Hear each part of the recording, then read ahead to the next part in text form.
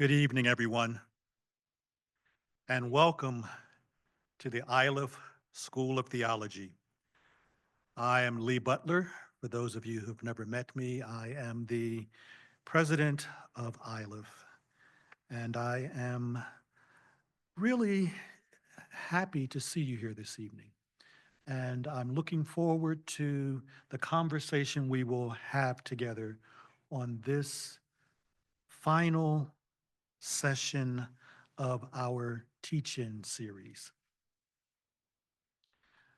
Seeking to understand and assess the dynamics between advocacy, allyship, and resistance, Session 6 of the We Advocate Freedom teaching series explores several grassroots issues in the United States related to the Israel-Palestine protests that we experienced in the earlier part of the year.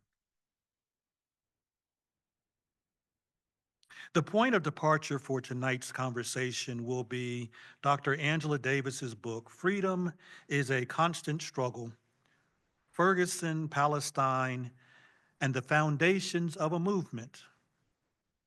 The format for the evening will be an interview.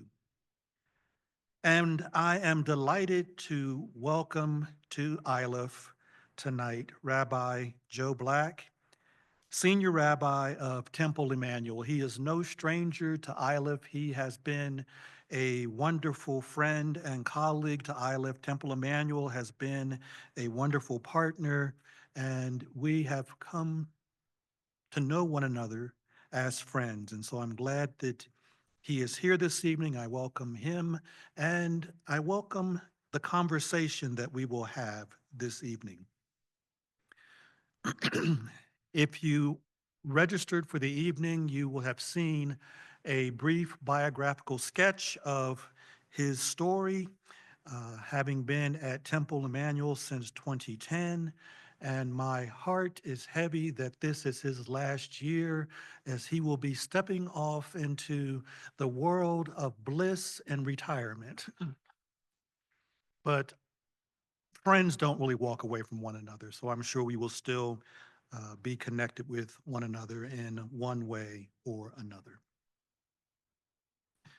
To the extent that Iliff School of Theology advocates an intersectional understanding of oppression and social justice, the particular narratives that interpret the crisis in Gaza are more than Palestinian and Israeli stories. People are drawing upon multiple geopolitical stories to seek to understand as well as to work to end the war. As we did with session 5, we have placed in the center a candle that is upon the white cloth and table that we always bring out when we are gathered together to have sacred conversations and a time for reflection.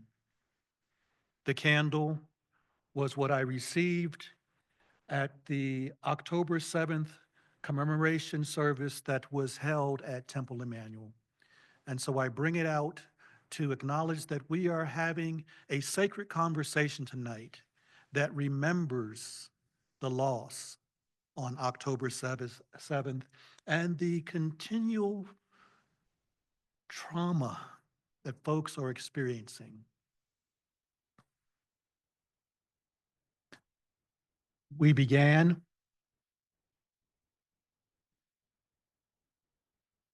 the sessions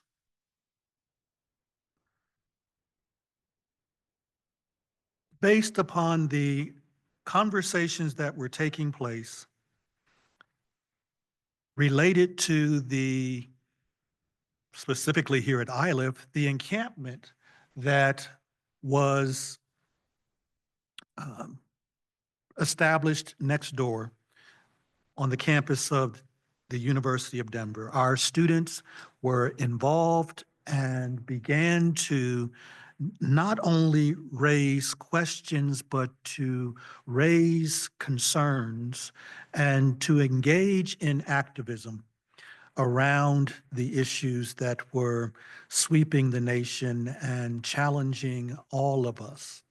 And so we developed the 6-session series of We Advocate Freedom.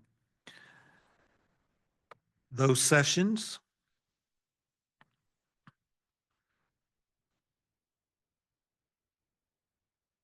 began with a review of how do we really engage in strategies that will bring about effective change, social change, that we are engaging in as individuals, as groups, as institutions.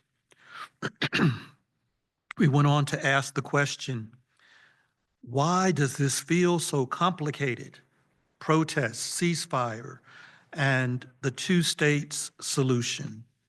And we had a panel of Abrahamic traditions that began to discuss from their specific passions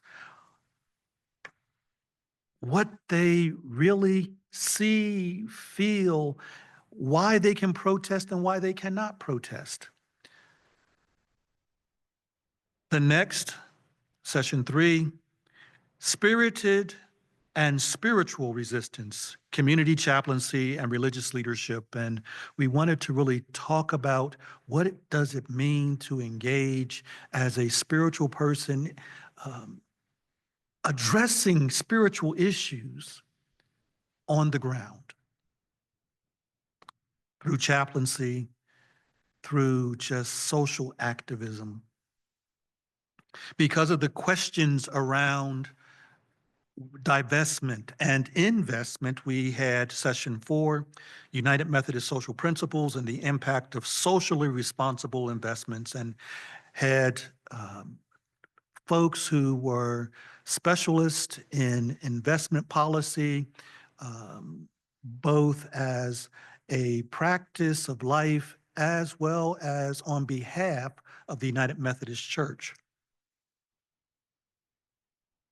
Session 5 was the first conversation we had where we engaged the thoughts of Dr. Angela Davis and her book, Freedom is a Constant Struggle, where we invited Rami Nashashibi, Dr. Rami Nashashibi from Chicago, a grassroots organizer and a Muslim who engaged us, challenged us, reflected with us, and showed us the passion and pain in his heart on these issues. And so tonight, our last session, we engaged the book once again with Rabbi Joe Black. And so we look at this book by Angela Davis, Freedom is a Constant Struggle, and she names in her subtitle Ferguson, Palestine, and the foundations of a movement.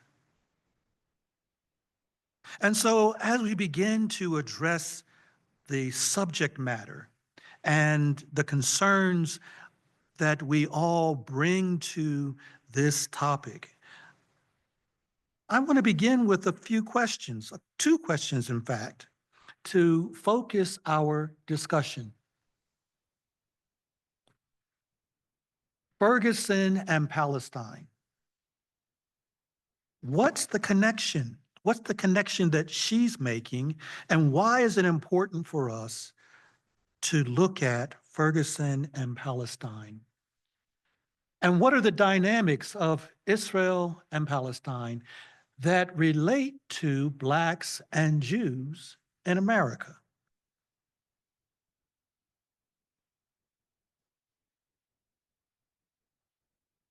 To really begin to dive in, I think it's important that we know something about Dr. Davis herself. Many of us see her with her iconic afro, and we get tuned into militancy, revolutionary. And sometimes I wonder, are we really aware of who it is we're listening to, who it is we are looking at? And I think once we have a clearer understanding of who she is, it reframes the conversation. She was born in Birmingham, Alabama, and in 1960, she traveled to Germany to study for 2 years at University of Frankfurt, and then to the University of Paris for another year. After returning to the US, she attended Brandeis University, where she graduated with her Bachelor of Arts, magna cum laude, in 1960. She also studied at the University of California, San Diego, where she earned another master's, or earned her master's, and then she completed her doctorate at Humboldt University of Berlin. After returning to the United States, she was hired as an assistant professor of philosophy at the University of California, Los Angeles. We tend to overlook her academic journey, which was international. But there's another part of her story that informs her analysis.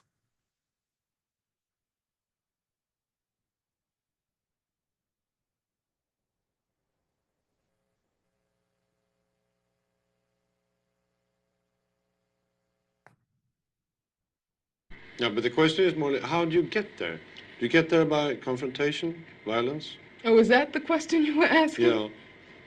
See, that's another thing. When you talk about a revolution, most people think violence, without realizing that the real content of any kind of revolutionary thrust lies in the principles and the goals that you're striving for, not in the way you reach them.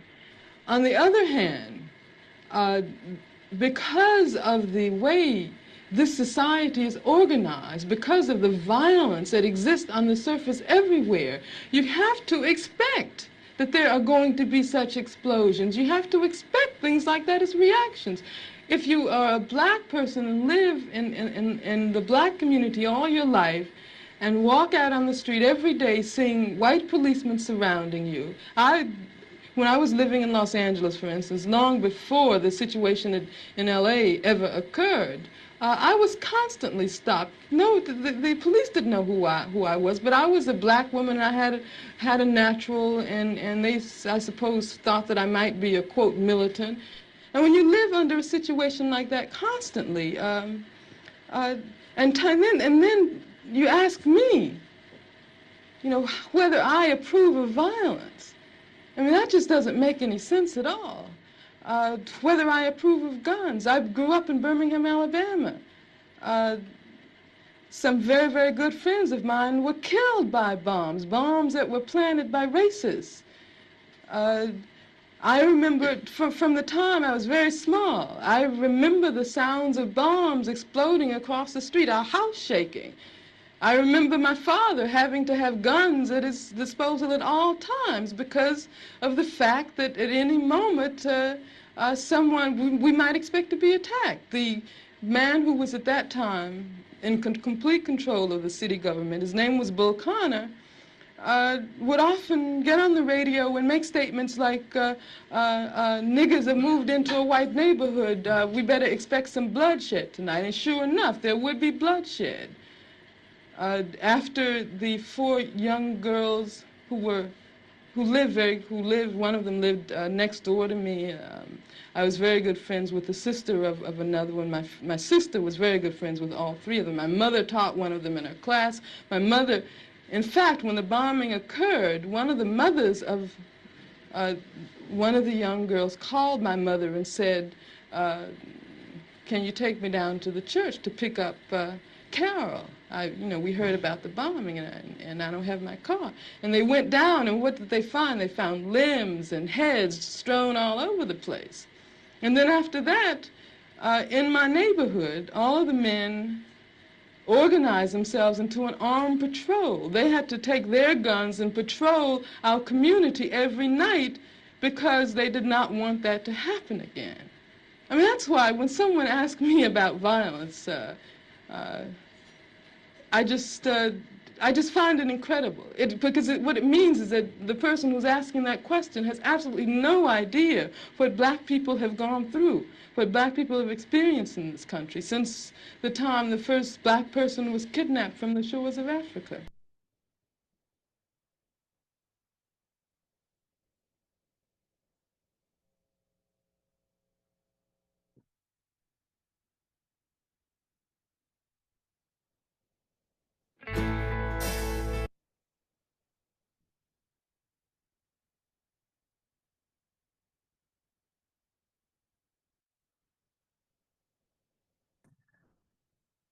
Central to part of her book is this concept of intersectionality, that we must be in collaboration and coalition for struggles of freedom to be realized.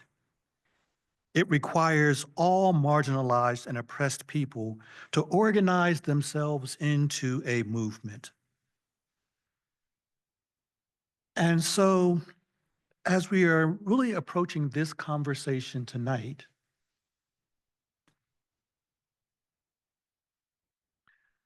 I want to bring our attention to Rabbi Abraham Joshua Heschel, who marched with Dr. King, and he was asked about his choice to march.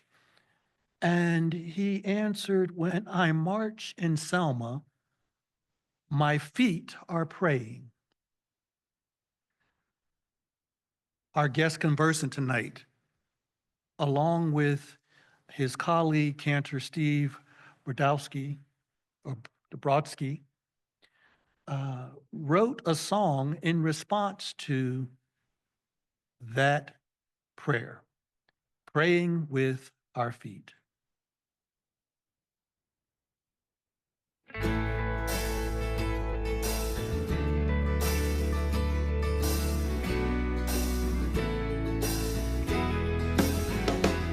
Let us gather all together in the cold and in the heat, and make a vow that history's cruel lessons won't repeat. We will not stand idly by and watch our values die. When we heed the call for justice, we are praying with our feet. Hear our footsteps on the pavement, let them echo in the street.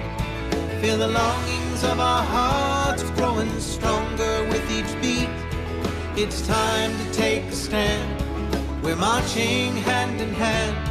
When we heed the call for justice, we are praying with our feet.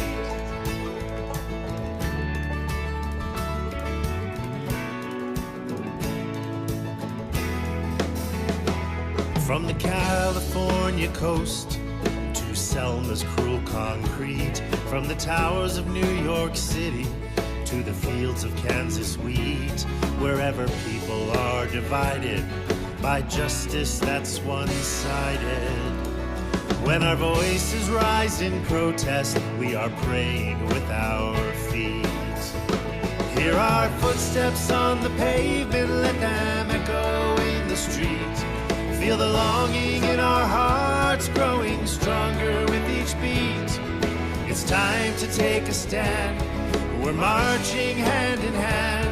When our voices rise in protest, we are praying with our feet. The poor, the tired, the huddled masses, yearning to breathe free.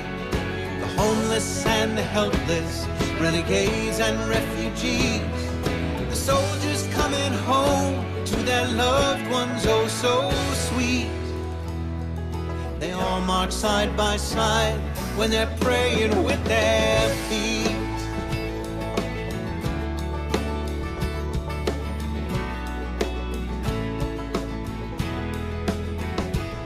In the classroom, in the courtroom, the executive suite, the healing of our world awaits.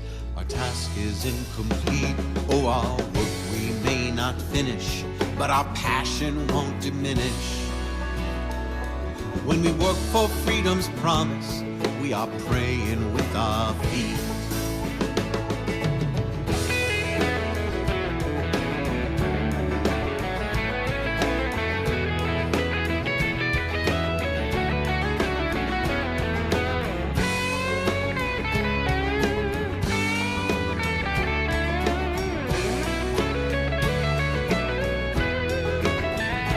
Hear our footsteps on the pavement, let them echo in the street. Feel the longing of our hearts growing stronger with each beat. It's time to take a stand. We're marching hand in hand. When we work for freedom's promise, we are praying with our feet. And when our voices rise in protest, we are praying with our feet. And when we hear the call for justice, we are praying with our feet.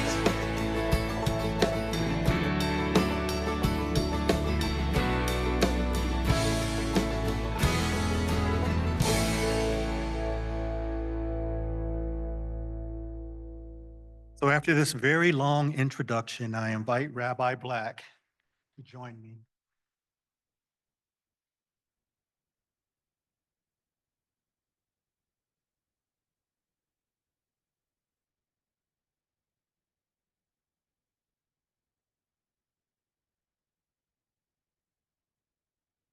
I'm red 3, it says on the microphones. So again, welcome. And for our convenience, those who are viewing both in this room and online, the questions I'm asking you will be visible on the screen. You can just leave my album up there if you want. That's fine too.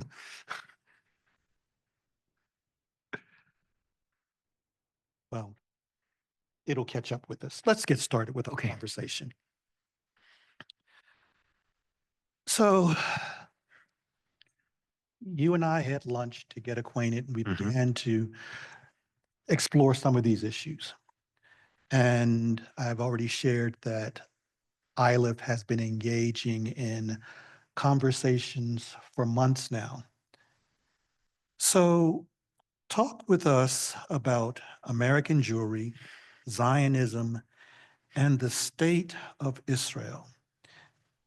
And you might want to talk about it along with what I did identify as a second question, but I think that they're related. What are your thoughts on intersectionality vis-a-vis Israel, Zionism, and anti-Israel protests?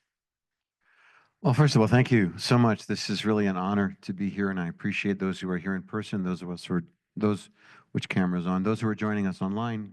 Welcome. Glad you're here too.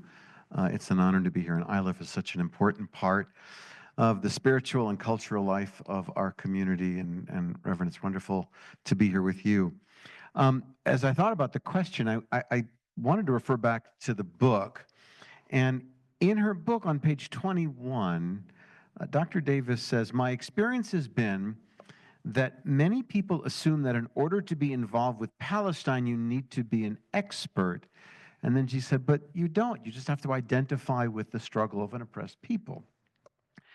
And there's much in this book, I'll get to the question, I promise. There's much in this book with which I agree with Dr. Davis. You know, I think her concerns about the prisons and the policing and institutionalized racism are very real and something that I've been passionate about myself for a year.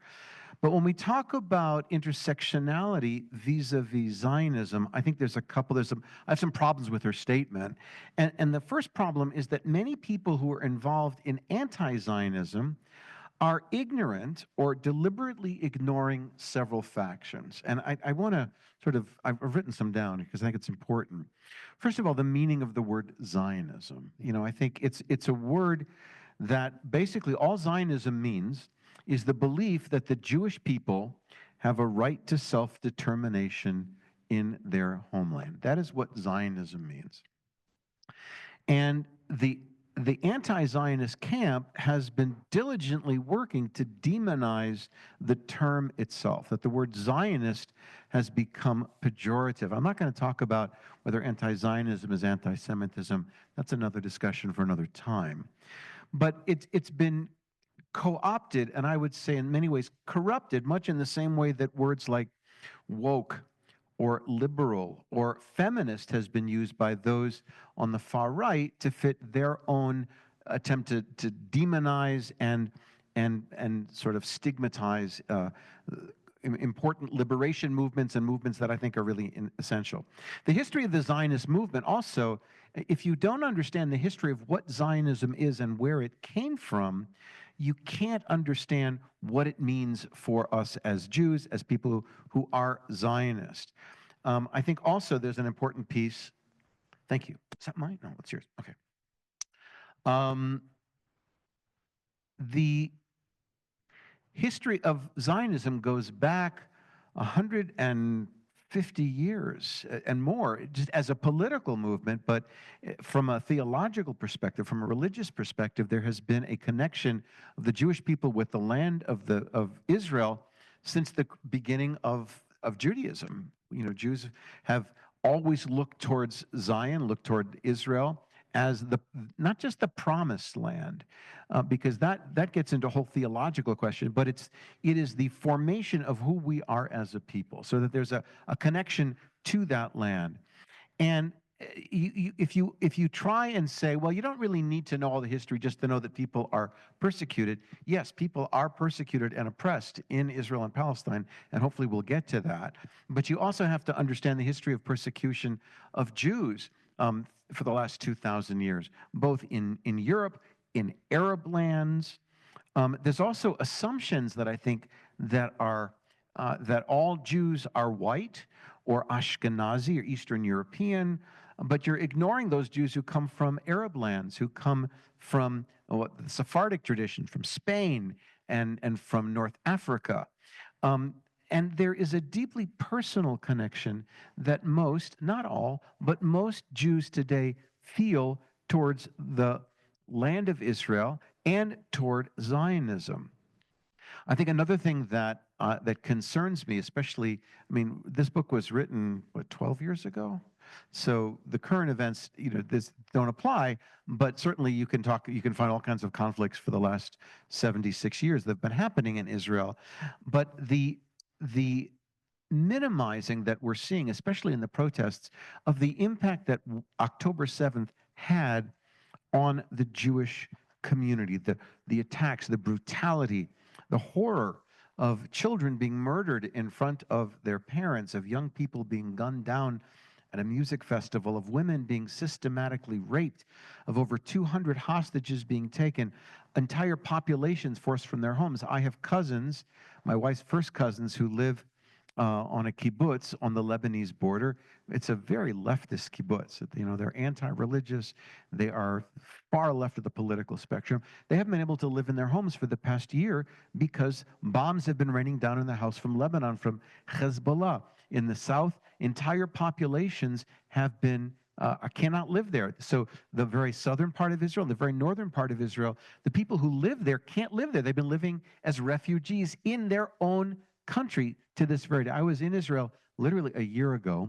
I went on a mission of solidarity, and we stayed in a hotel in Jerusalem. And of course, all the hotels, there's no tourists, but they're filled. Every hotel in Israel to this very day are filled with refugees from the south, from the north, because they can't live at home. So the trauma that has been impacted, I think, is being minimized and not understood. And this is in no way do I want to say that it is equal to or more than the trauma that certainly the Palestinians are facing in Gaza and now in Lebanon and other places as well. And I think it's also important to understand when she says, you don't need to know the history. Well, you have to understand that in Israel itself, there are intense internal struggles. A year ago, I visited Israel 3 times. I went in the summer. I took a group of my congregation. I went back again in April for a conference. And every week in Israel, hundreds of thousands of Israelis on Saturday nights were protesting against the Israeli government. So that there is not, the political situation in Israel is in no way monolithic. So to say you don't need to understand the history to understand the suffering, well, that's just not true. You have to understand context. So I've got lots, but I'll put this down for now. But to say, intersectionality, I think, is very important. But you can't. What happens all too often, and what I feel, and many others in the Jewish community are feeling, is that the word Zionism, the word Israeli, the word Israel, the state of Israel, is being categorized and pigeonholed as this abusive, apartheid-like state, which it isn't. And that's the thing that worries me most, I think, when we talk about intersectionality, is that it tries to lump a very, very complicated and very, very diverse and very, very historical reality into a small pigeonhole that is, I think, very dangerous for dialogue. It doesn't allow for dialogue. It doesn't allow for discussion. It's just diatribe.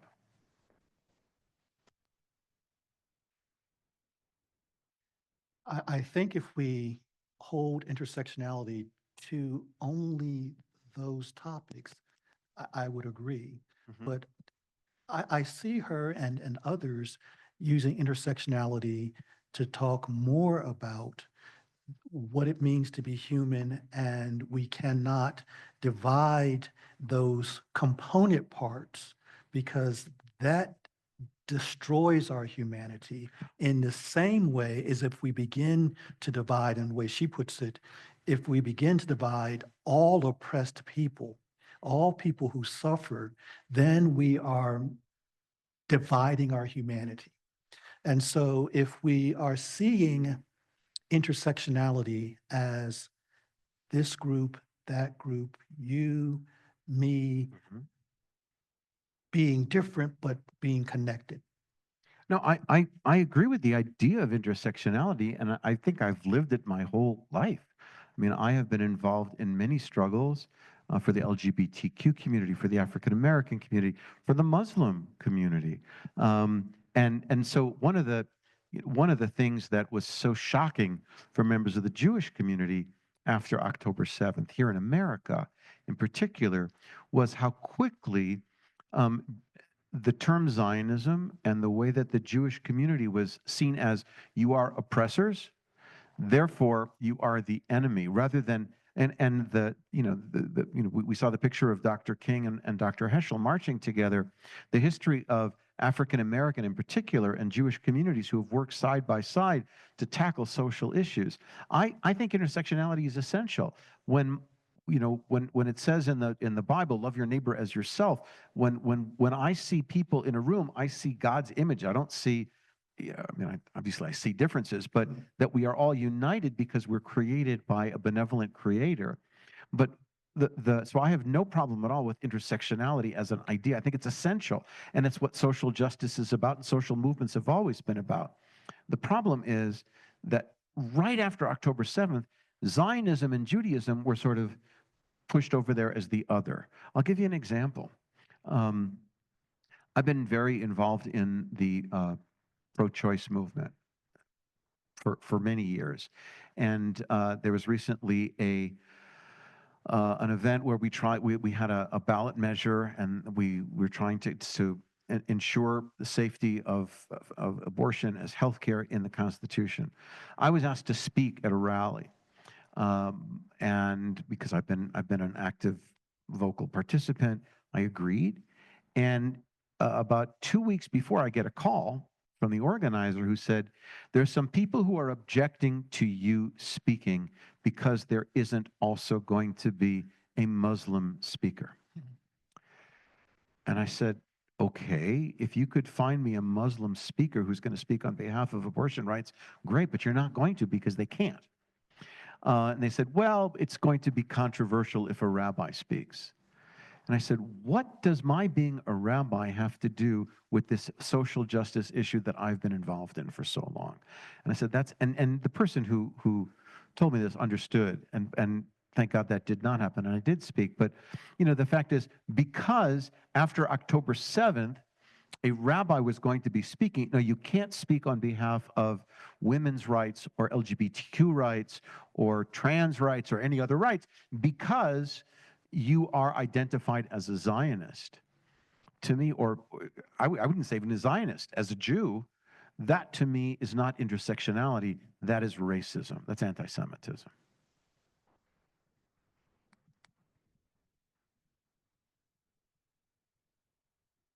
This is pretty much from my recent experiences Yeah. and observation that when I've mentioned this book, you know, talking about the series and we're using the book, this has often been the response. She doesn't affirm the state of Israel as having the right to exist. Mhm. And so recognizing that there is suffering all around, even in the land, and recognizing that there are Jews who have said, ceasefire now, you know, not this violence in my name. So when American Jewish Zionists challenge Prime Minister Netanyahu, is that also heard as denying Israel's right to exist? Well, as I told you, when I was in Israel, I participated in protests against the current government. I find the current right-wing government in Israel to be antithetical to everything that I, as a Zionist, believe. Now, let me say, I'll answer your question, but I want to take one other thing. Zionism is a very, very broad category. You have Zionists on the far right who believe that there's no such thing as a Palestinian, that there can't be a two-state solution, and there are those who are followers of the racist Rabbi Meir Kahane, who are currently in the government, and I find them deplorable and extraordinarily frightening. But they do not define Zionism other than those who are on the far left, who are also Zionists, who believe that there should not be, that Israel shouldn't be a religious state at all. But like my relatives who live in the secular kibbutz in northern Israel, who every year on Yom Kippur, the Day of Atonement where we fast, they have a pork meal, just to tell you where they're coming from. They're Zionists as well. So to say what is Zionism, and your question is, when an American Jewish Zionist challenges Netanyahu, Israelis are challenging Prime Minister Netanyahu. I have a lot of problems with the current government in Israel. I think their policies on multiple issues, including the rights of non-Orthodox Jews to practice their religion. It's interesting, as a Reform rabbi, I am not able to officiate at a wedding in Israel because I'm not recognized as a rabbi in the state of Israel, because there is a right-wing fundamentalist rabbinic, I would say corrupt rabbinic authority who controls the religious life. So absolutely, you know, there's a joke that says if you have two Jews, you have three opinions. Although I've heard the same thing said about Baptists, so I don't know if that's true. But no, but that's not denying Israel's right to exist. That's saying that Israel is a thriving democracy that needs to have and if you ever see pictures of the Knesset, they're always screaming at each other. So to say, and I am a supporter of J Street. I'm also a supporter of AIPAC. I am a Zionist who questions and challenges constantly the state of Israel. But that does not mean that I challenge Israel's right to exist. I want to build an Israel in the image of my pluralistic values, that there are those who don't. But that doesn't mean that I don't think that Israel has, we have every right to protest. And I am happy to hear you say that. And part of what is behind the question is, you know, if I raise the same concerns as you, then what gets pointed at me is I'm challenging the state's right to exist. And I'm saying, why does that have to be the case if I'm challenging, it's just as you did, Right, the rights of others, if I'm challenging life to be honored? Sure. Well, one of my critiques of the book is there's several, but one of them is she never mentions the word Jews or Judaism ever in the book. I looked. I tried to find it. I didn't see it. She also talks about occupied Palestine more than she talks about Israel. When she refers to Israel, it's the crimes that the state of Israel has committed in her eyes. and I'm not saying there aren't crimes that the state of Israel has committed. Believe me, I'm a fierce critic often of the current government, and I'm a strong supporter and a Zionist. I want you to understand that. But what I see when she says occupied Palestine, I want to know what she means. Does she mean the West Bank and Gaza? Or does she mean Tel Aviv and Jerusalem and Haifa? And if you raise issues about the current government, its policies, and believe me, I do all the time, but when you say from the river to the sea, Palestine shall be free, there's a difference. From the river to the sea means there's no state of Israel. That the state of Israel in and of itself is illegal, immoral, colonialism, apartheid, however you want to define it, that to me is denying both the historical reality, the necessity for, and the beauty, the potential beauty of what Zionism means. I'm a supporter of a two-state solution. I think it's essential to have, and that's going to be one of your questions, but I'm sorry, I'm jumping ahead.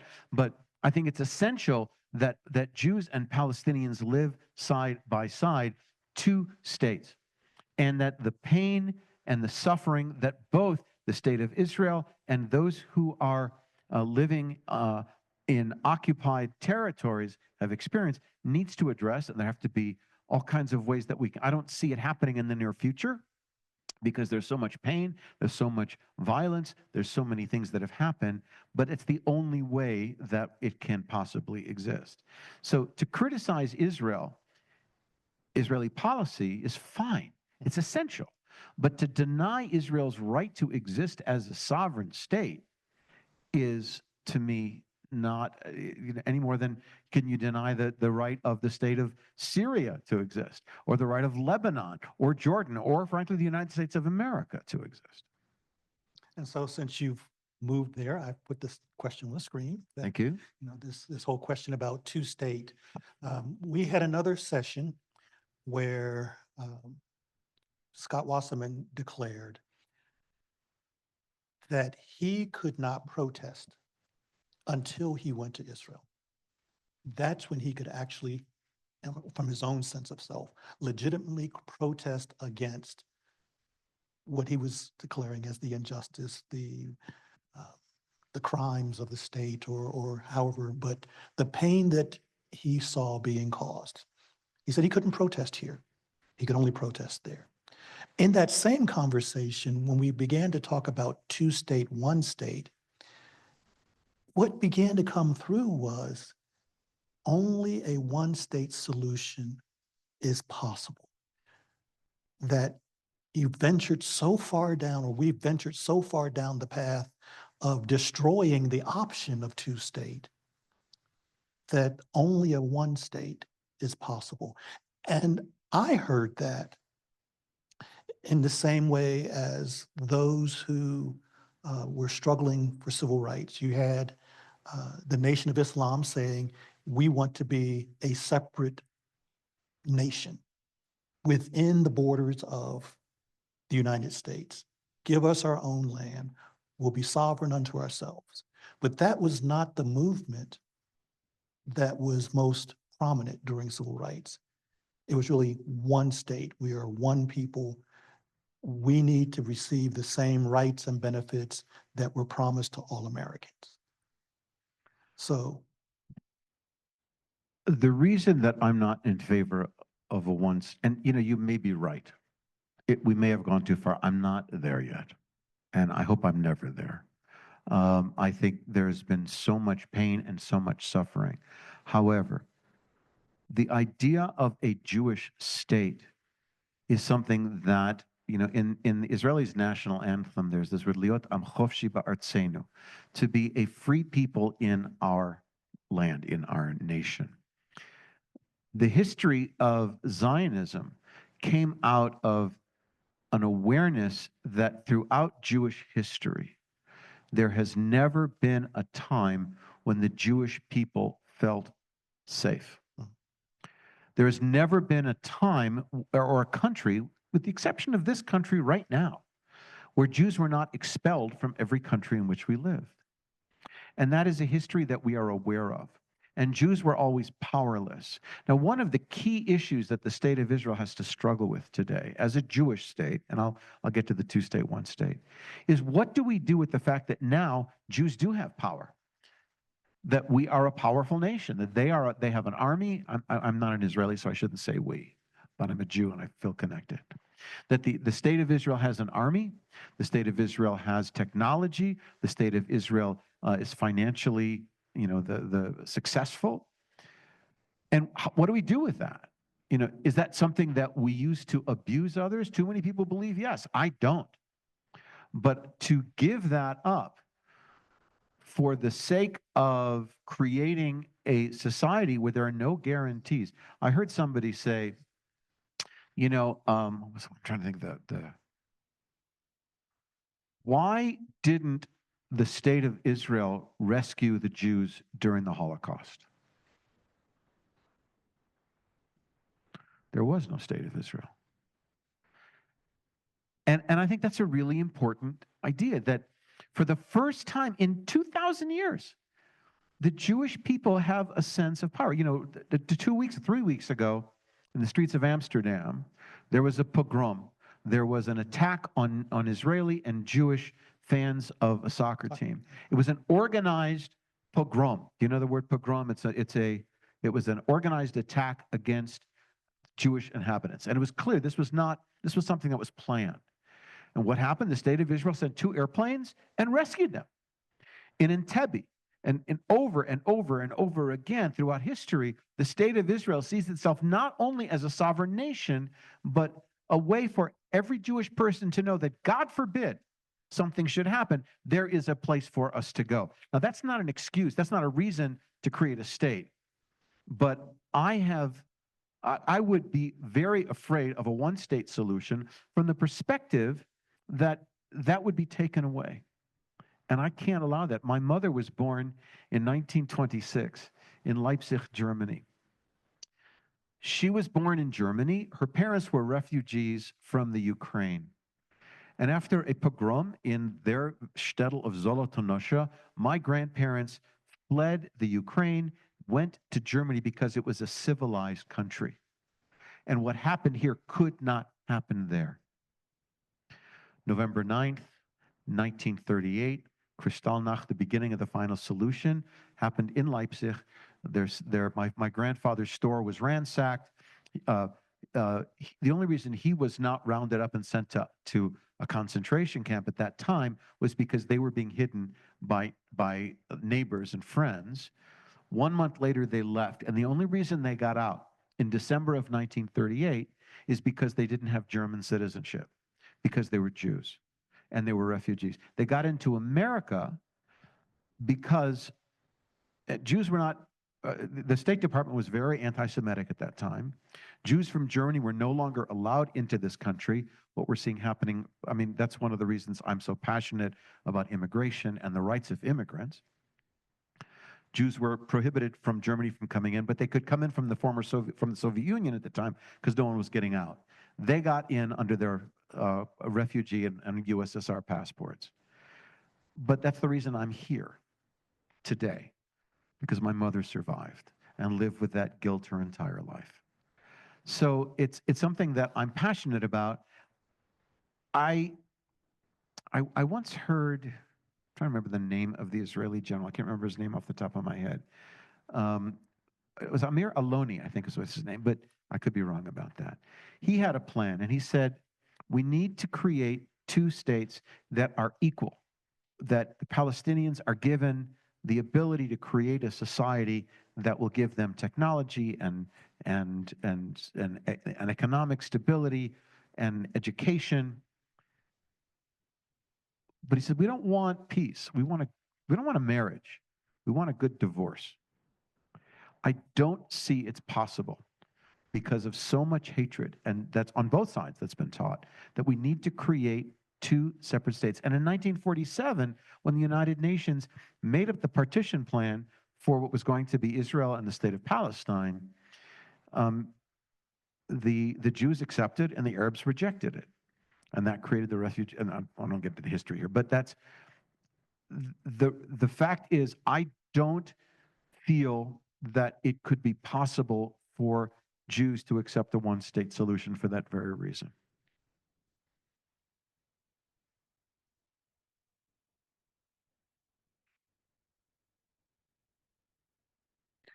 One of the things that comes to mind as you say that, I frequently point to Thomas Jefferson and notes from the state of on the state of Virginia, and in that he talks about the history of antagonism between white Americans and descended Africans, and he says, given all of these differences and the pain that has been caused, that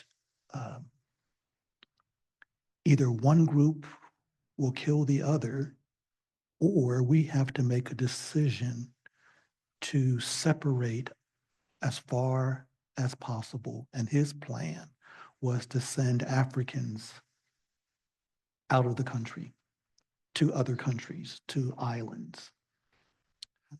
You know, that's horrific. But I think the thing you have to understand is that when you think of the state of Israel today, one thing I didn't talk about, I think it's important to note, is that in the Galilee, there are many parts of Israel, Jews and Arabs are living and working side by side. Mhm. If you go to any hospital in Israel, the pharmacists, the doctors, the teachers, many of them are Arabs, Israeli Arabs, who are citizens of the state of Israel, who receive rights. Are there problems? Absolutely. But that Israel is not only a Jewish nation, that in the state of Israel, I'm not talking about the territories, I'm not talking about the West Bank or Gaza, but in the Galilee, in Jerusalem, throughout the country, there are Arab villages, and there are cities like Haifa, like Akko, like Tel Aviv and Jaffa, like Jerusalem, where Arabs and Jews live not necessarily in harmony, but in proximity, and receive the education, the healthcare, the benefits of living in a modern state. So it's a Jewish state, but it's a state. So I don't think anyone other than some of the far-right people who are in the current government, who I'm very worried about, want to say that there should be an expulsion, or that there should be, Jews and Arabs can't live side by side. But the state of Israel, as the culmination of the Jewish longing to return to our homeland in a Jewish state, should not be two separate states. I'm not in favor of a one-state solution. Okay. So I guess the last question, because I don't want to minimize questions from our gathered community here, has to do with the surprise that folks had, that American Jews had in particular, that when the protesting began after October 7th in 2023, American Jews were surprised that so many African Americans declared solidarity with Palestinians. Were you surprised? Yes. Why?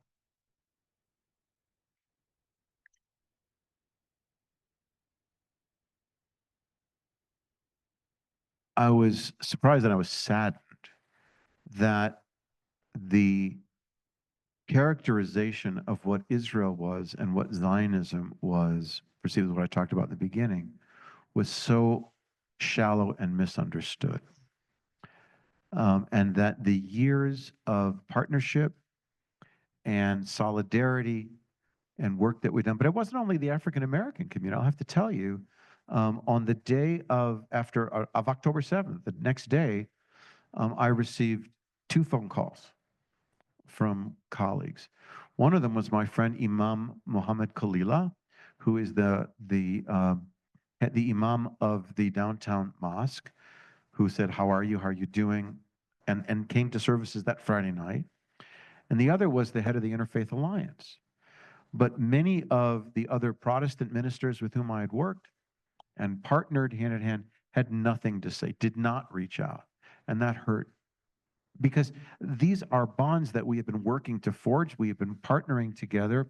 And to all of a sudden see this idea that Israel was all of a sudden a pariah, when we're grieving the loss of 1,400 people who were slaughtered on a single day, 240 people taken hostage to Gaza, and this barbaric attack. And the immediate blame was, well, it's Israel's fault. It's Israel's fault that we were attacked. Yes, the situation in Gaza for Palestinians under the leadership of Hamas, a terrorist organization whose goal is to destroy the state of Israel and impose a fundamentalist, radical Islamic state, not only on Israel, but the entire Middle East in line with ISIS. And Hezbollah from the north, who are also arm in arm with Iran.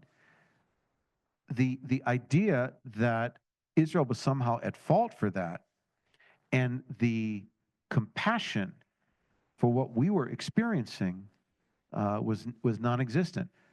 I look at the suffering, and I haven't said this, and I think it's important that I do say it. I look at the suffering of those in Gaza. I look at the suffering of those currently in Lebanon, all those who are in harm's way, the destruction, the loss of life, the tremendous loss of life, the hunger, all the things that are happening in Gaza makes me sick to my stomach, and I hate it. And I put the blame squarely on Hamas. I don't agree with all the not squarely. I think some of the policies of the current government have been too extreme. However, why are hospitals being bombed? Because Hamas operates out of hospitals. Why are mosques being bombed? Because there are terrorist organizations that are embedded within those places. To see the tremendous suffering of these people is horrible to see, but to not understand that we, as Jews, as Zionists who care about the safety and security of the state of Israel, are not, our feelings are ignored, or we're painted as abusers or colonizers or apartheid, to me is very disappointing. And getting back to the original question, these are relationships that I thought were strong, but obviously they weren't. That was very painful.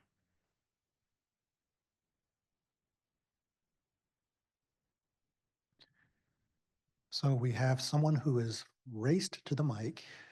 Please. I think it's interesting that you are sharing a lot of things that blatantly contradict decisions by the UN and the International Criminal Court. I just want to put that out there, that you are sharing blatant misinformation. Which misinformation? Tell me your name.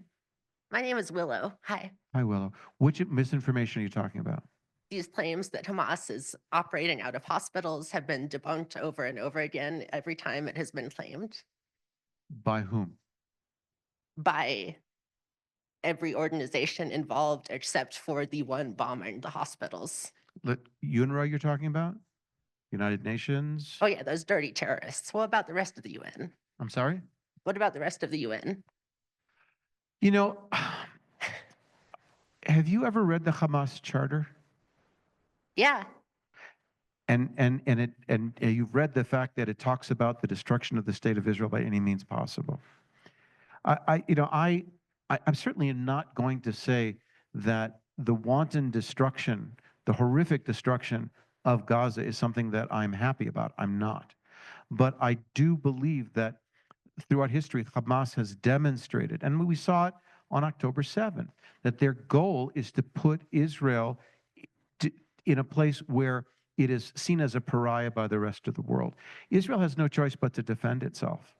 And unfortunately, and I do believe, and we can disagree, we can agree to disagree on this, but I do believe that the targets of the Israeli army have been to, this war could have been ended the day after if the hostages were released. They were not. And that would have ended the apartheid and the occupation of the territories. So the word apartheid is an interesting word. Thank you for bringing that up. I appreciate it, Willow. Um, I looked at the definition of apartheid, and apartheid is a racist policy designed to separate people seen as, this is not the exact definition, but seen as inferior to a superior power. Would you agree with that definition? No, I'm talking about the definition of apartheid agreed upon by the International Criminal Court. Which is what? I do not have that on hand. I'm But sorry. no, so the reason I asked the question, I'm not trying to put you on the spot. I'm really not. Yeah. Because what happened in South Africa was a system designed as apartheid, where whites were seen as superior to blacks, and therefore they were put in Bantustans, and they were deliberately excluded from the civil rights and the human rights. The people will often say that Gaza is the world's largest outdoor prison, and that the separation barriers are apartheid walls. I've heard that said as well. I've been to Israel many times. Prior to the first and second Intifada, I actually visited the leadership of the following Oslo. I visited with the leadership on a rabbinic delegation of the Palestinian Authority. There was a feeling of great hope. There were no walls. We drove in, we drove out. Following the first Intifada, there was a series of bombings in Israel, in cafes, in bus stops, in schools. And the only way to stop those bombings from happening, unfortunately, was to build barriers. And those barriers are horrific. They're ugly. I've seen them. I've been there. I hate them. But after those barriers were erected, those bombings stopped. In 2009, I believe, when Israel left Gaza, and there was an immediate pullout of the Israeli settlements in Gaza, and the Palestinian Authority was put in place. Hamas came to power. They killed, literally murdered the Palestinian Authority, and began instantly digging the tunnel system that we have seen pictures of underneath Gaza, taking the money that was given to rebuild Gaza, use it to build fortified tunnels, armed bases, build arms that they got from Iran, and Gaza became an armed camp. So Israel had no choice but to build walls because they were being attacked, and bombs were being. That's what Donald Trump says here too, and so I disagree. I disagree with almost everything Donald Trump says, but he's not wrong on that one issue.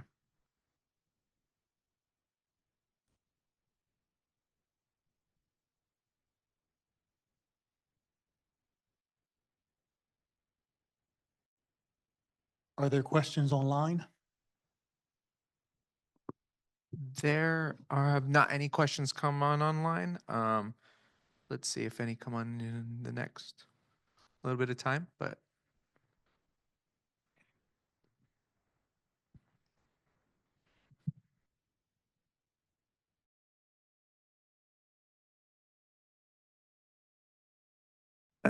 I want to address two things that you said. Okay, one is, why is this conflict so center focused and so many others are not? I think there's two answers to that question.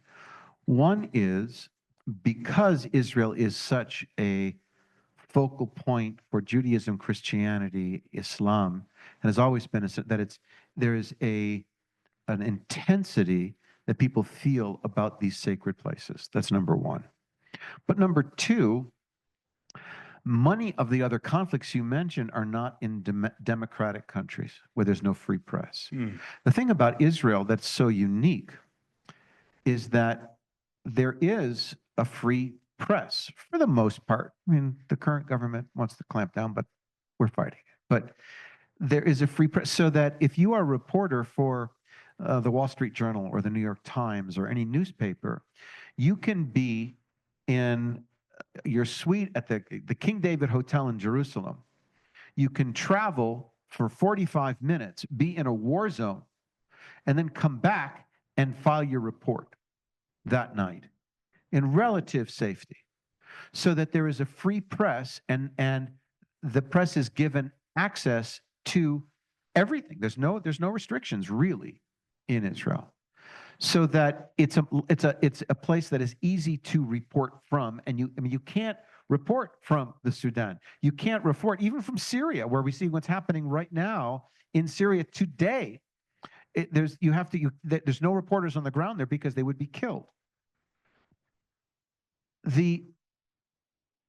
So I think it's easy to report about Israel. Also, Israel is the only democracy, and it's a unique experiment in the world, that it is a democracy. It is a embattled democracy. It is going through all kinds of machinations right now with a very right-wing government, but it is also a country where it's easy to report from. So combining those two factors, that it is a center of religious life, it is a center of spirituality for many different cultures, and there's absolute free access to report for the most part. That is why I think it is the center of the conflict. I'm not going to even talk about anti-Semitism because I think it comes into play a little bit, but not exclusively. I think that's some of it. Thank you. I want to disagree slightly with something you said, Rabbi. Please. Hi, Pam Eisenbaum. We haven't seen each other in a while. I do think a kind of latent anti-Semitism has erupted.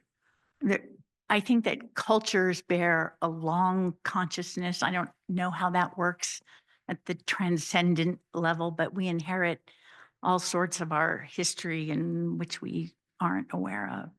But I think so many of us have wondered why so much attention to this area and so much perception, even on October 8th, when the news was all about the massacres, and yet there was no ability. By the way, it was as bad in academia as what you were describing. I was watching my colleagues write things online that I couldn't believe they would say. That there was an inability to feel compassion for Jews at that time. It's not the only thing I thought of, but in my attempts to explain it for myself, is that there is this assumption that Jews have power and have always had power of some sort. Yep. This sort of myths of the cabals and they're controlling the world, and they have money. So that the assumption was, that Jews can't be seen as victims. And the whole history of Jews, and I don't even mean the religious aspect, I meant the things you referred to, migrations and that sort of thing. Most people don't know that history. When you take a history of Western Civ or even a history of Europe, I've noticed Jews often don't appear in those courses. So you can comment on that in a minute, because I have a much more important question that I want to ask you. I thank you very much for your comments tonight. In spite of that point of disagreement, I share your feelings for the most part.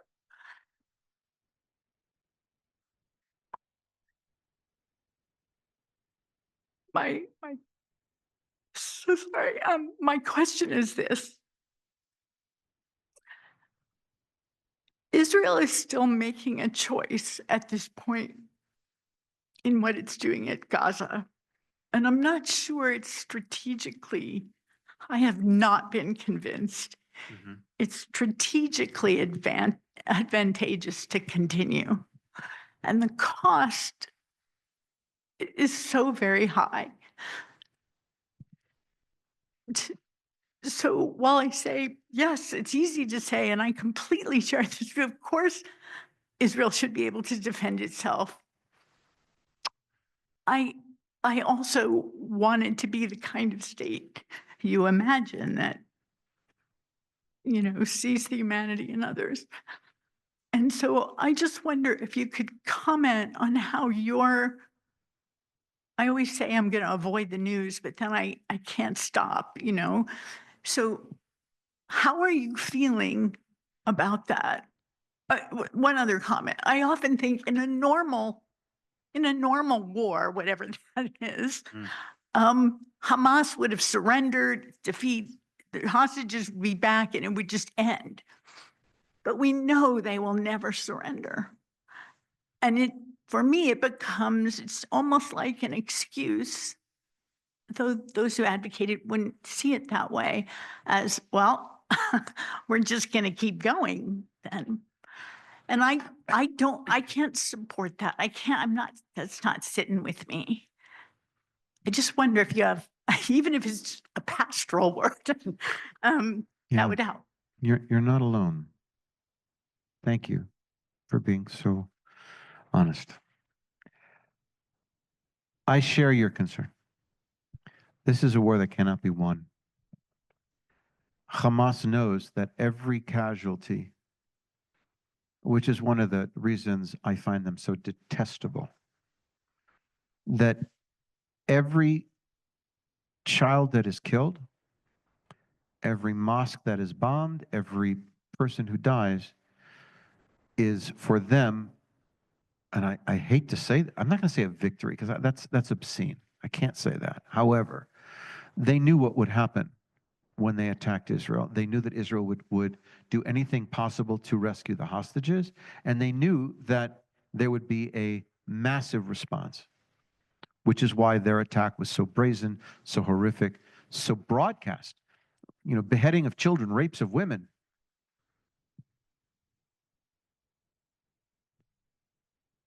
And I think that there has to be a solution. And by the way, I'm not alone. I mean, we see in Israel, hundreds of thousands of people on Saturday night on Kaplan Street in Tel Aviv demanding an end to the war and bringing the hostages home. You're not alone. The current government, unfortunately, where the politics of Israel come into play here, and this is where, you know, there's so many different layers and levels here. You know, there's no way we can possibly cover all this in the short time that we have. But the politics in Israel now, with the current government in particular, the coalition is being held together by a thread, and you have far-right people and people like Ben Gvir and Smotrich who are racist, avowed racists, and horrible people. I have no problem saying that. I disagree with everything they stand for. And for them, the idea of a total victory is what they're working, and there can't be a total victory, and that's the tragedy here. And there's multiple layers of tragedy. I don't disagree with anything that you've said. But there's one thing I wanted to address. I'm trying to remember the first part of your question. You were talking about, oh, I know. Jewish power, anti-Semitism. In the beginning of the Zionist movement, you know, before Theodor Herzl even, there was this idea that a Jewish state is essential to end anti-Semitism. And the belief, and this was a precursor of modern Zionism, was that, you know, why were Jews hated so much? Why were we hated? Why was anti-Semitism built into the DNA of Europe in particular, but also in the Levant? And the answer was very interesting, is that Jews, this one writer, I can't remember his name off the top of my head, getting old, but he said that Jews were like ghosts, that we were unidentified people. We never really went away. You couldn't get rid of us. You saw us, and yet we were uncorporated because we didn't have a land. We had an identity, we had a peoplehood, but we didn't have a land. And so we were like a demon or a spirit, and people were afraid of us, and that was the reason for anti-Semitism. And the minute we got our own land and our own state, anti-Semitism would end. Now, obviously that didn't happen. But that idea, and does anti-Semitism come into play in America in the response? I think partially yes, but not exclusively. I think it's both. Yes, we have seen a dramatic rise in anti-Semitic incidents in the United States and around the world. Some of it is anti-Israel, but much of it is anti-Zionism that is anti-Semitism. And I think we talked about the difference between, when you say Israel does not have a right to exist, that crosses the line. When you say that Jews are all, evil, or power hungry or controlling the media or whatever it is that we do see happening, that's anti-Semitism. To say that the state of Israel is making tactical choices that are oppressive and heavy-handed and brutal, that is not. That is something that Jews are saying as well. I'm not talking about anti-Zionist Jews, which is a whole other category. People like myself. So I watch the news and I feel I cry the same way that you just cried. That there's not going to be an easy way to end this conflict. I mean, the hostages have to be returned, and there has to be a way, and God willing, there will be. But I'm very worried about the continued toll that this is taking. We just saw a ceasefire, God willing, in Lebanon. And we have seen peace made with Egypt, and we see, possibility of the Abraham Accords. There are signs of hope, but the desperation and the tragedy of what has happened to and is continuing to happen in Gaza, it tears me apart, and it should tear anybody apart who cares about humanity. But also there are still, we don't know how many hostages left. And there are mothers who wait for their children to come home. And today we just learned the death of one other hostage, Omer Nutra, and I want to mention the name. I think it's important. Thank you. And Itai Svirsky was just discovered just a few hours ago to be dead as well. And we know there's more as well. As long as people are still held in captivity, that war is going to go on. The minute that Hamas releases the hostages, it's going to end. And I hate it.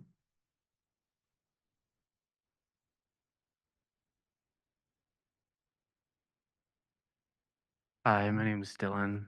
Hi, Dylan. So I'll start with my question, but I have some kind of explanation as to why I'm asking this question. Is I don't really understand what because okay, I guess I have an opinion of what I think the answer might be, but I'd hoping you could clarify that. Sure.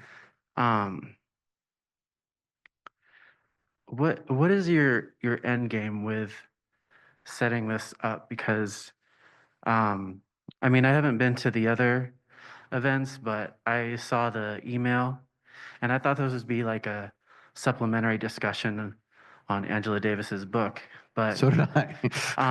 well, it came off more like you were criticizing what they had to say and questioning her opinions, but it didn't seem like you took the time to email her or anything like that. Like, she's still alive and breathing. You could have sent an email at the beginning of this and answered those questions, and instead you chose to challenge the author and sort of take from that and sort of run with your own opinion on the conflict in Gaza.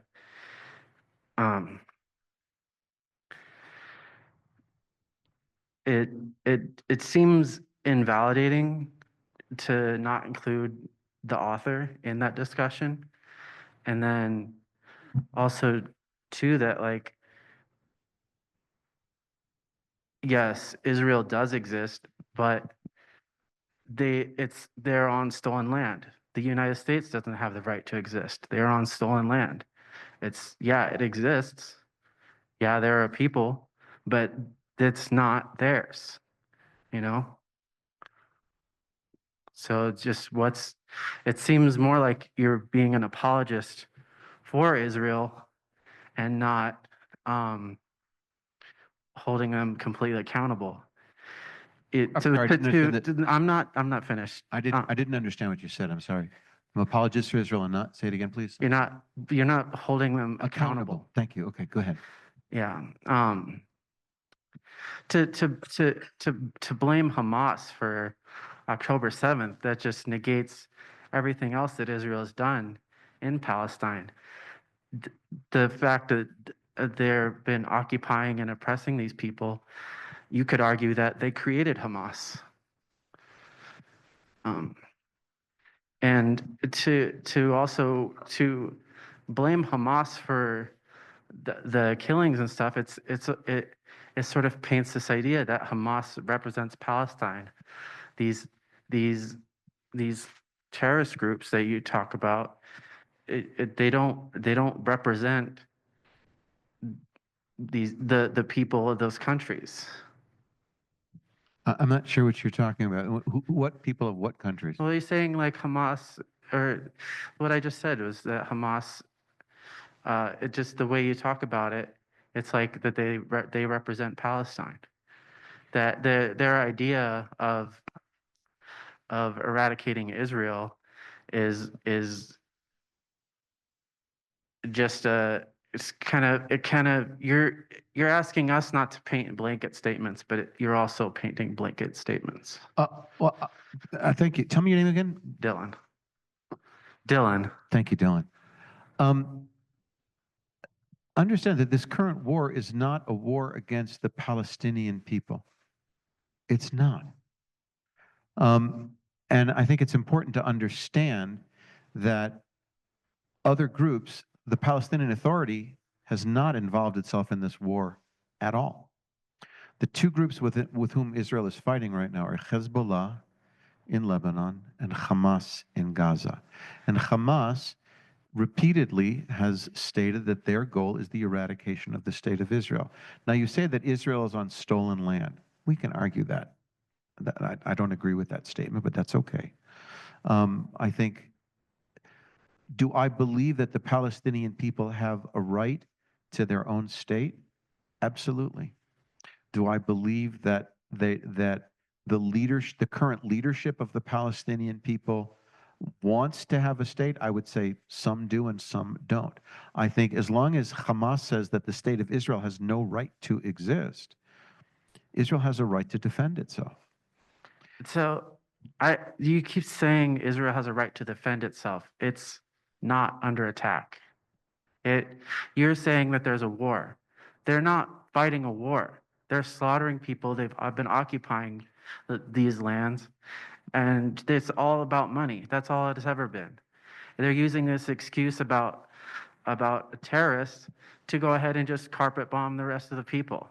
That's just an excuse, and the fact that you won't accept that is just so frustrating. I'm sorry, I don't agree with your assessment, Dylan. When I was in Israel last November, there was a week lull of rockets being fired from, I wish you the best. There was a week lull of rockets being fired from Gaza into Tel Aviv, into Jerusalem, into Haifa. And my friends who live in Tel Aviv, my family who lives in northern Israel, were being attacked on a daily basis. That's fact as well. So I'm sorry, I don't agree with that assessment.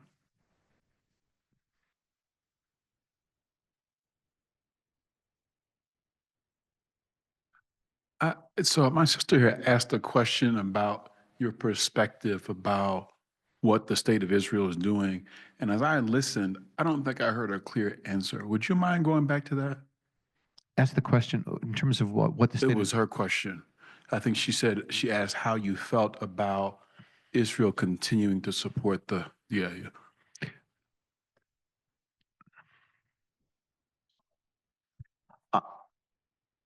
Personally, I think Netanyahu has gone too far.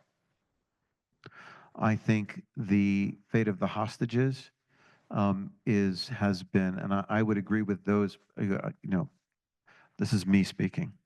I think the hostages have been abandoned. I think the war has been carried out in ways that have played right into Hamas's hands, even though the destruction, but I think Hamas knew that was going to happen. I disagree with the extent to which the destruction has been taken place. I disagree with many of the decisions made about supplying refugees with food, with shelter, with water, but I don't disagree with the need to eradicate Hamas or disable Hamas, because if Hamas is left with the ability to continue to attack, it will. And Israel has no choice, because it can't live. And look, if Mexico was bombing El Paso every day, what would El Paso, what would we as a nation do? We would not allow that to happen. And that was what's happening in Israel. It's horrific, but that's exactly the play that Hamas wanted Israel to do. And they fell into it, but they had no choice. It's an absolute lose-lose on every side. That's how I feel. Go ahead. Tell me your name again. I'm sorry. Eugene Down. Eugene, thanks. So that's what I thought I heard you saying. And I guess it goes back to an earlier question raised in the screen about how people in the African American community maybe have responded. I certainly have a lot of different mixed emotions, et cetera, et cetera. But what I don't consistently hear is a willingness to accept that this is just wrong. What I'm hearing you saying, What is just wrong? Yeah, I could be hearing you incorrectly, but I'm not. What I heard you say a moment ago there is sort of your account of the strategic toll, your account of how this impacts the way people see Israel. But what I'm not hearing is your perspective of how it's impacting the Palestinian people. And I think that is what reverberates in my community, that we're not consistently hearing that. And I'm not saying it's intentional or we're not hearing it wrong, because we could well be, right? But it then, that reverberation intersects with the oppressed reality of people of African descent. And so I think that could be, obviously, I'm not speaking for the whole African American population, but in some ways, sort of the absence of that, like, hey, this is wrong, people's lives are being destroyed, et cetera, et cetera. So not hearing that, it's hard to hear, okay, well, I don't know if they're saying this is wrong or not. And so I guess does that make sense? Yeah, it does. Thank you, Eugene, Yeah. for the clarifying question.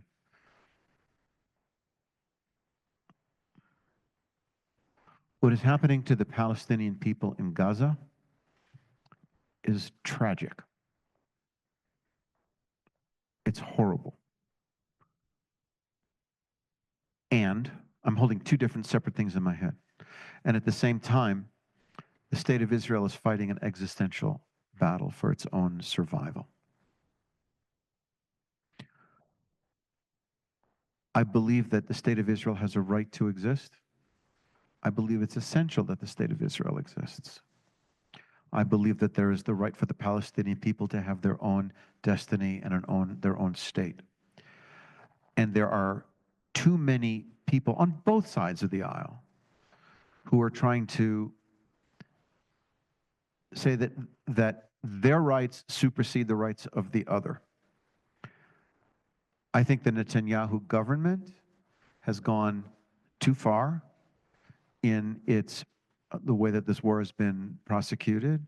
I also think that they've played right into Hamas's hands in doing that, because Hamas wanted there to be, and this is a horrible thing to say, but I think it's very clear because they've demonstrated again and again by placing themselves in civilian centers. They knew that was going to be the outcome. They knew that Israel would do whatever it took to rescue the hostages, and they knew that Israel would do whatever it took to neutralize Hamas. So it is a tragedy that has to end, and there has to be a ceasefire, and there has to be a release of the hostages. And the minute that Hamas says, we will release the hostages, this war will end. And that's the only answer I can give you. Yes, I grieve horribly for the loss of life, but I also understand my friends, my family, my colleagues who are in Israel right now fighting an existential battle. I have friends whose children are fighting. I have friends whose children have died. There's no one in Israel who hasn't lost someone in this war. And there's no one, certainly in Gaza, who hasn't lost someone in this war. It's a horror. War is hell. But Israel is not going to roll over and die. I guess that's the problem. So Hamas understood how the world would respond by in the aftermath of these attacks, because they knew that they would take extreme casualties. And that, to me, I condemn them for that. And I grieve the loss of life. And I have to hold both of those, and it's hard.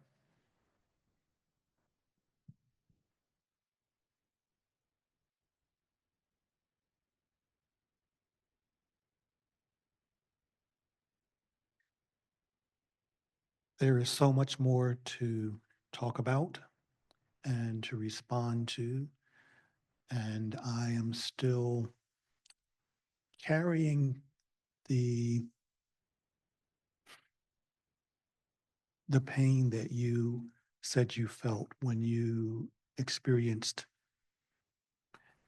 what it sounded like you experienced abandonment from African-American colleagues. So I'm still feeling that feeling of abandonment, but so much of what we talked about tonight was not going to be solved tonight.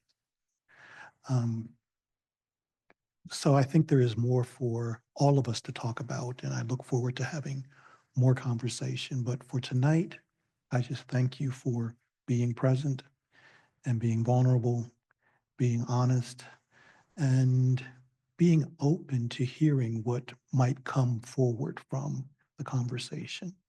So thank you all for your participation, and we look forward to the next opportunity to discuss as the world turns. My honor. Thank you so all. much.